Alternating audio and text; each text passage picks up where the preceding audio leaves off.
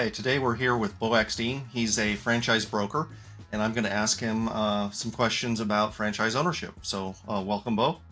Thank you. So let's just jump right into it. What does it mean exactly to own a franchise? So when you own a franchise or you invest into a franchise system, you have the right to operate that particular franchise in that territory. So that could be a 5-year initial agreement. It could be a 10-year or perhaps longer. Typically, the franchise agreements have renewal options as well. So you could run this business for a long time, but they might start out 5 or 10 years.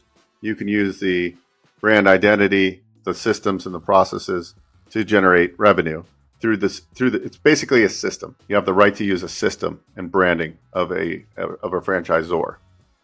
So how does ownership of a franchise differ from other forms of business ownership?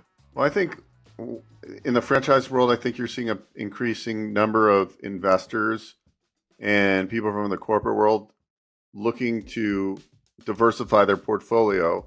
Instead of maybe an asset class like real estate, I think business ownership has become a lot more appealing because of the potential of cash flow. And also as returns are a little tighter in the real estate market, I think people are catching on that it makes sense to diversify and have a cash flowing operating businesses in your portfolio.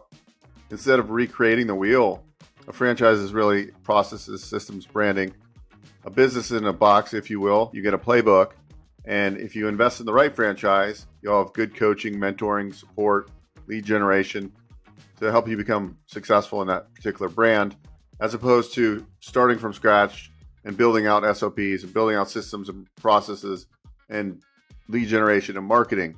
So that's why people look to franchising as a good investment strategy versus starting from scratch.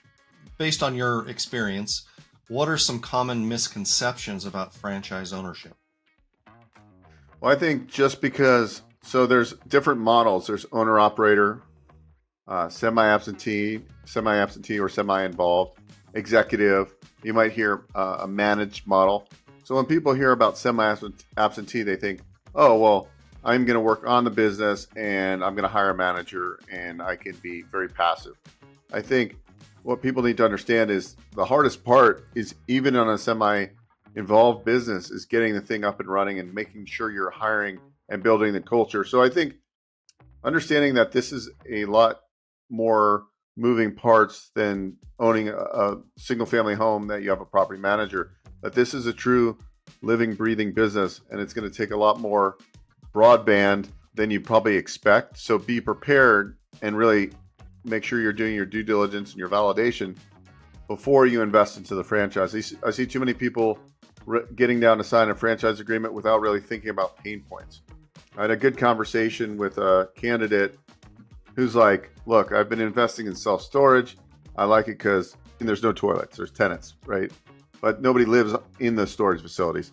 So there's a limited amount of pain points in that type of business you're going to deal with, right? There's, of course, every business has some pain points, but that's why I liked it. So now that we're looking at a franchise business model for him, he's like, look, I want something that's going to have little pain points. I know there's going to be some pain points.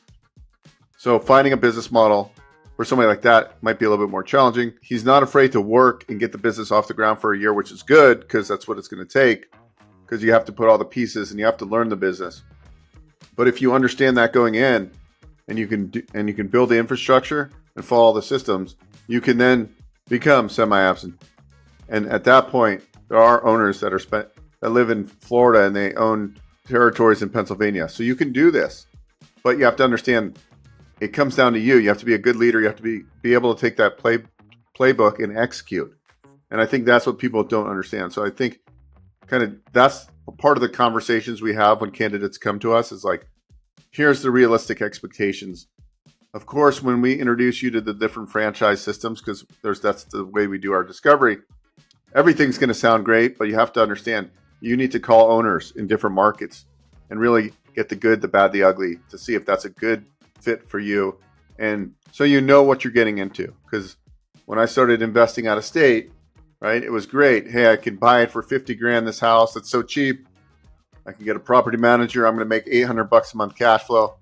But then what happens with the maintenance? All these things. And I call those things pain points that I didn't think about when I started investing there. Now, everything worked out well because I bought at a great time, but I would not go play that same playbook again because I know better. So before you get into a business model or franchise, I want you to take all the necessary time to make sure you're making the right move, because there's going to be some unforeseen things for sure, but just be prepared that you're getting into something that's going to be a little bit more moving parts, and that's all I can ask for, and just help you along the way with resources so you can really understand what you're getting yourself into. Yeah, that's good. Can you share the top 3 or 5 main benefits of owning a franchise? Systems, processes, marketing, I'll classify that as one. Quicker ramp up. You're usually able to ramp these businesses model up. Proof of concept. There's probably a few others, if not hundreds of others, that own the same business model in different markets. Proof of concept's huge. And then mentoring. If it's a strong franchise system, they're going to give you a coach. And I believe everybody needs a coach. I have coaches. We all need coaches, because that's what keeps you on the accountability. Sometimes we get stuck.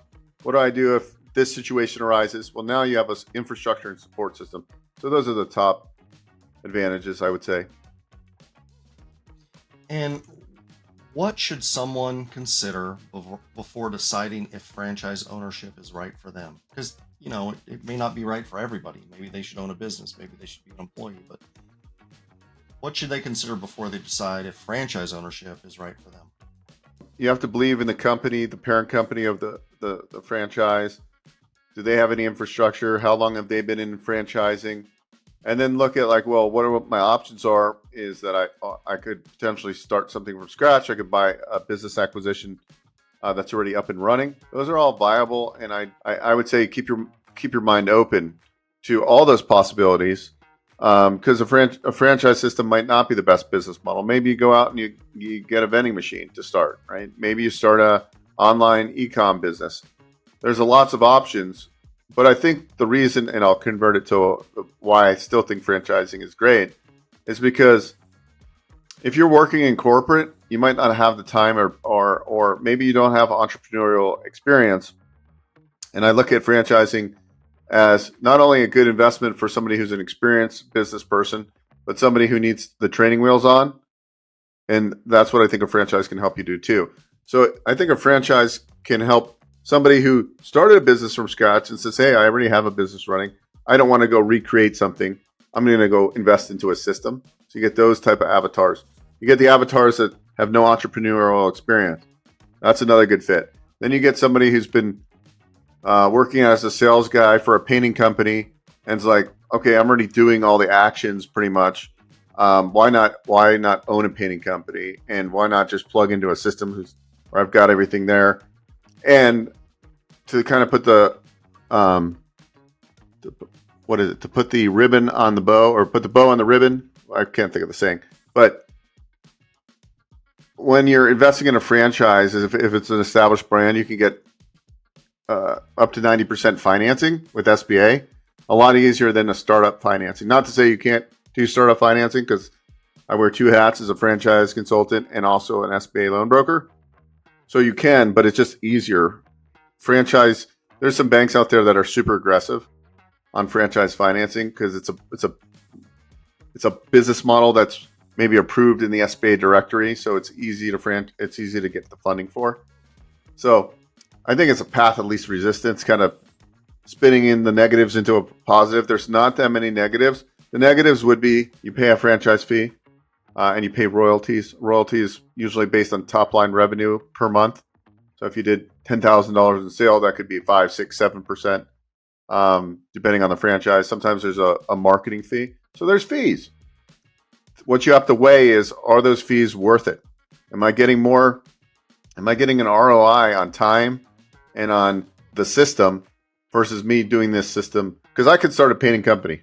Anybody could. But how long will it take me to figure out how to get subcontractors? How long will it take me to figure out how to estimate and bid and do all that stuff? So if you're looking to take that off your shoulders, that's why I think a franchise could be good. But definitely, some people are not cut out for franchise systems, because there's some infrastructure that you have to, stay within the lines. And some people want to be able to paint outside the lines. And that's why maybe a franchise wouldn't be a good fit. Hope that helped.